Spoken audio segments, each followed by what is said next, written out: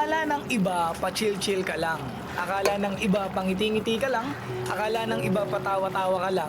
Pero yun ang akala nila. Hindi nila alam na sa kabila ng pagngiti mo, pagiging masaya mo, sa likod nun may mga problema na hindi mo alam kung ano yung gagawin mo.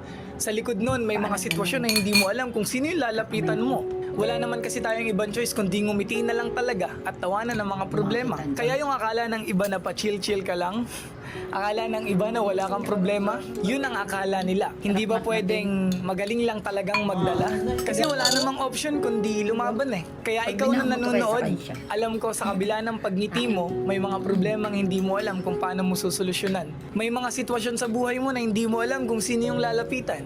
Ngumingiti ka na lang, nagiging masaya ka na lang. Gusto kong sabihin na ipagpatuloy mo yan, maging masaya ka lang, magpahinga ka lang, and then after nun, lalaban ka ulit. Sarap naman.